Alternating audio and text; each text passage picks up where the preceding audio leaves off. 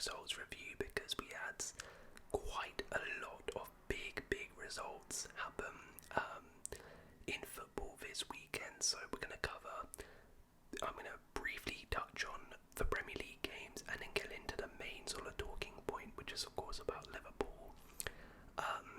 Then we will get into the FA Cup semi-finals as well, and then we'll also go into some of the European football, such as the Copa Del Rey Final, and also some very important results ahead of the Champions League semi-finals. But yeah, sit back, relax, and let's get into it. So I'll go through the Premier League results here, but I'm gonna be a little bit brief with quite a few of them because we've got quite a bit of stuff I want to get into. So first up, we have Chelsea 1, Everton 0, goal from Nicholas Jackson. So Chelsea continue to push for top 5 in the Champions League places with a very important victory over Everton. It was a very hard-fought victory, I will say.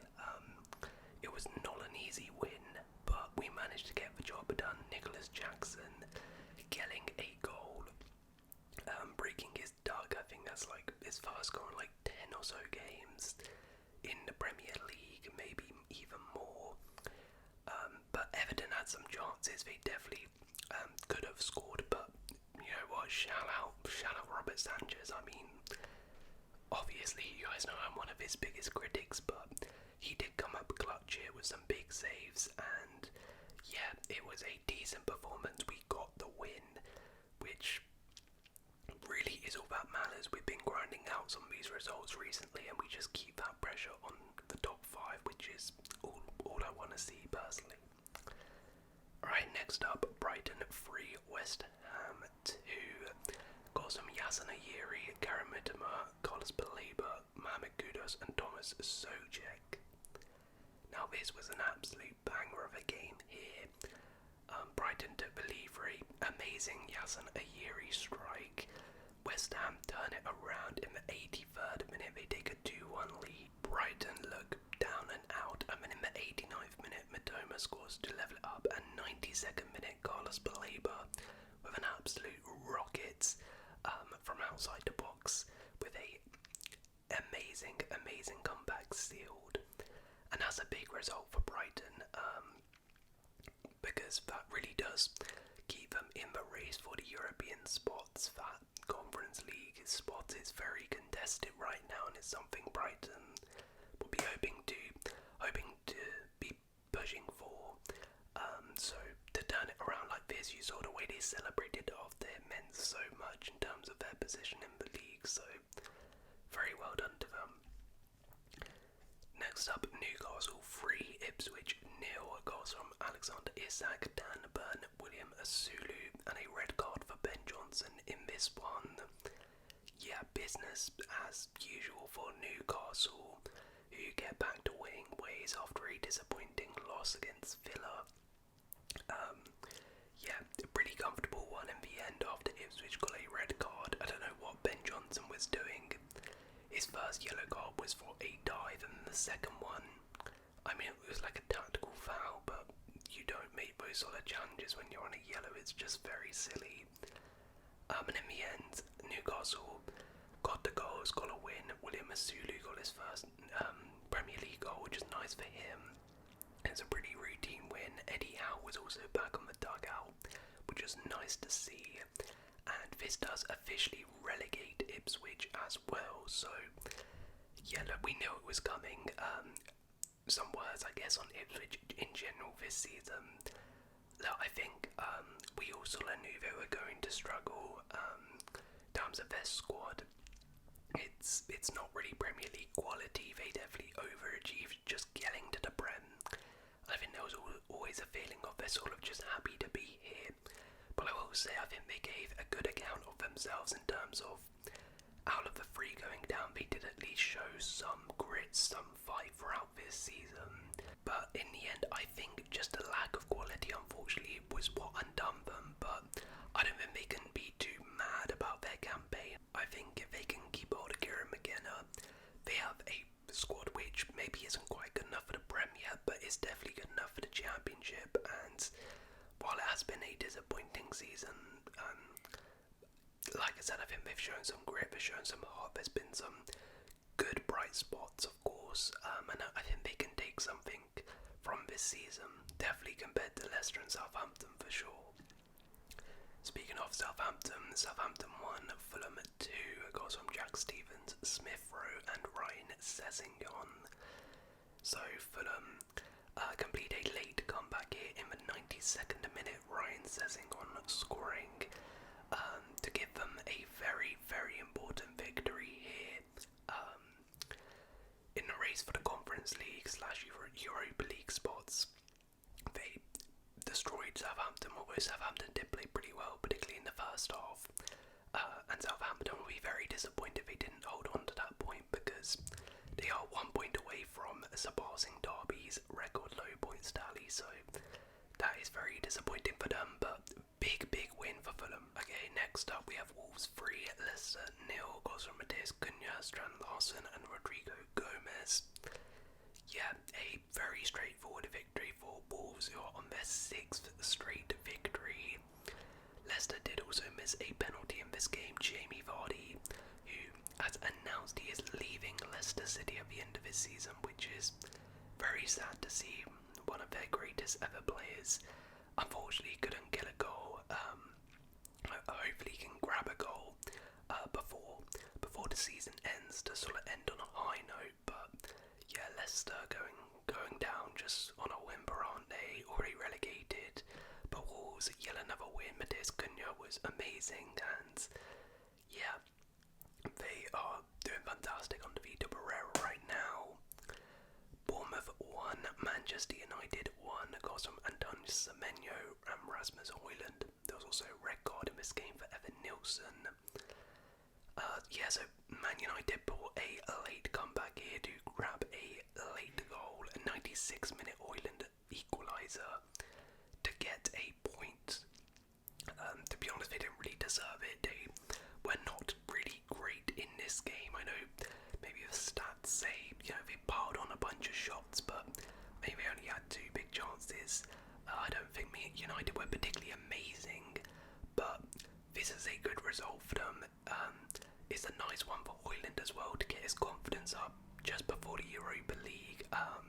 There were some decent performances from a couple players as well, so yeah, I guess they can kind of take something into the Europa League game, which is really where their season lies. But Bournemouth, that has just really dented their hopes of getting the Conference League spots with Fulham and Brighton winning. They needed to win, and a 96-minute equaliser there has really dented their chances. Alright, let's move on to the big one then. So Liverpool 5, Spurs 1. Goals from Dominic Solanke, Luis Diaz, McAllister, Gakpo, Salah and an own goal from Destiny Udogie. So Liverpool are crowned champions of the Premier League officially for 24-25. We all knew it was coming, it was just a matter of when, not if, and they won in emphatic style here versus Spurs. I'm not really going to talk about this game in general, I'm just going to sort of talk about Liverpool's season as a whole, and yeah, look, you got to give them their props, you really do, because I think it's easy to forget at the start of the season a lot of us didn't really have Liverpool in the title equation.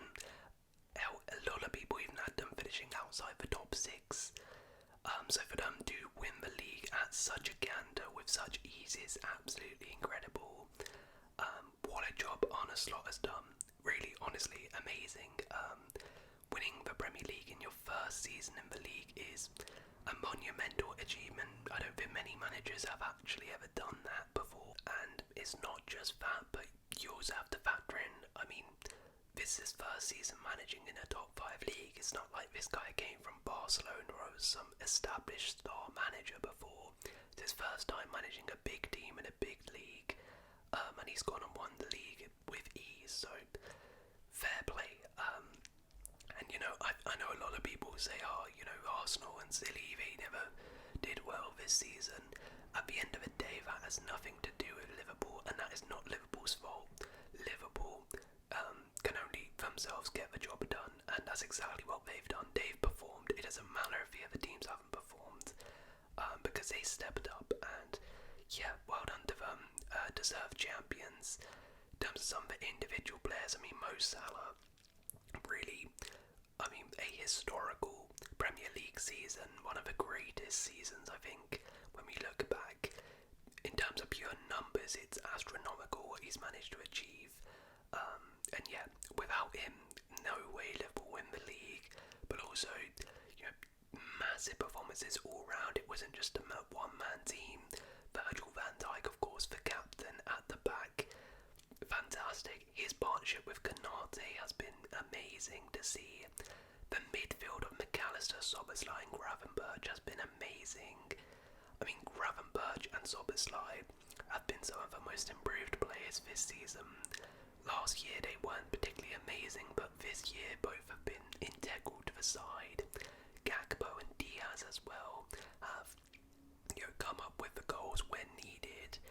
It's been a real great team effort, and well done to all of the Liverpool team. No shout out to players like Kelleher, for example, who had to come in for Alisson large portions of this season and did his job. And well done to Liverpool Premier League champions. It will be interesting what happens in the rest of their games, how seriously they take them. Are they gonna, you know, just sort of have a little hangover period? But regardless of what happens, well done to Liverpool, Premier League champions, their 20th Premier League title, drawing them level with United. So yeah, United fans, not going to be happy there, but yeah, once again, huge congratulations to Liverpool. It'll be interesting, you know, if it maybe is this the start of a dynasty? Is this the start of Slot's era? Who knows? I will say it almost felt like this year was maybe the last dance in a way. Sort of that, it's sort of a blend of that old gen of Klopp with this new gen. Like you had players like Salah, Alisson, Van Dijk, Robertson, Trent, that sort of core of Klopp's team. But then you added in players like Konate, McAllister, Gravenberch, Szoboszlai, and it was a perfect blend.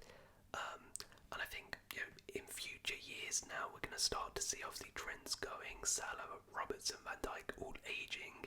We're now going to see them start to transform into this newer age, and now these guys are going to have to be like the core of the Liverpool team. So it'll be interesting to see what happens. But yeah, like I said, it felt like almost the last dance, the last ride. The players like Robertson and Alisson, Van Dijk, Salah, and they went out on a massive high, delivering a Prem, so well done to them.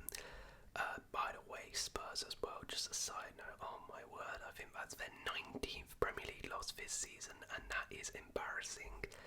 Just before a major European semi-final, that is not the result you want to see.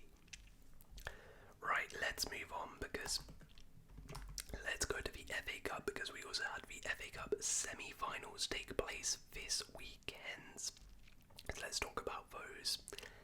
First one we had was Crystal Palace versus Aston Villa. Palace 3, Villa 0. Goals from Eberici, Eze, and 2 goals from Ismaila Sarr. So a bit of a shock here. Palace comfortably actually in the end beating Aston Villa in a fantastic tie. I was watching this game, it was absolutely amazing to watch as a neutral. It was thoroughly entertaining. It was a bit of a slow start, both teams sort of feeling each other out. The game sort of just needed that one spark, that one moment, and Eze delivered it. Eze, he has really been turning up in these moments, and the sort of back end of this season he's been terrific, and he turned up here with a banger. Emi Martinez probably should have done better, but still Eze did amazing. And then from that point, I mean, the game just went into absolutely sensational game. It was amazing, and Palace were brilliant. They missed a penalty, Mateta missed one, but overall was unbelievable in this game. Ismaila Sarr with 2 goals. His first goal, was unbelievable. Palace on the counter-attack, Villa just simply couldn't deal with them. It was real art of of counter-attacking football with 30% possession, yet they were by far the better team. Could have had even more. Villa did have some chances. Leon Bailey in particular, when he came on, was fantastic, but apart from that, Villa really were poor, and a very disappointing defeat for them. But what an amazing victory for Palace, who are reaching the FA Cup final, and yeah, they are one game away from winning their first ever major trophy, which would be such an amazing achievement. And I mean, if they play like that, there's no reason why they can't. They're a fantastic counter-attacking side, and what a victory for them. And joining Palace in the final will be Manchester City, who beat Nottingham Forest 2-0 thanks to goals from Rico Lewis and Josko Gvardiol. City reaching their third successive FA Cup final, which is pretty impressive, to be fair. I mean, Pep Guardiola in these cup competitions in the FA Cup has been terrific, and City just about managed to get past Forest. They needed a lot of luck themselves, silly, and some help off Forest, because Forest hit the bar, I think, or the woodwork 3 times. Gibbs White, I mean, I don't know how he didn't score. He had 3 major chances, particularly the one where he went round the keeper, and Forest could have easily got back into the game here, but in the end City did manage to win. And to be fair, City were very, very good in this game. They probably were the better side, but got lucky in the end that Forest couldn't put away their chances. Marmoush, I thought, was excellent in this game. Mateo Kovacic, who in recent weeks has been absolutely amazing, yet again with a fantastic performance for City. And City go into the FA Cup final, and look, they could end this season. Actually, we've all been clowning City and saying what a bad season it has been, but actually they could end this season now with a trophy as FA Cup winners and in qualifying for the Champions League. So, I mean, of course, for their standards, which they've set under Pep in recent years, that is not a great season. But in hindsight, that's actually a pretty decent season. I think a lot of clubs would take that for sure. So yeah, well done to them, but Forest will be very, very disappointed. I mean, they were so close.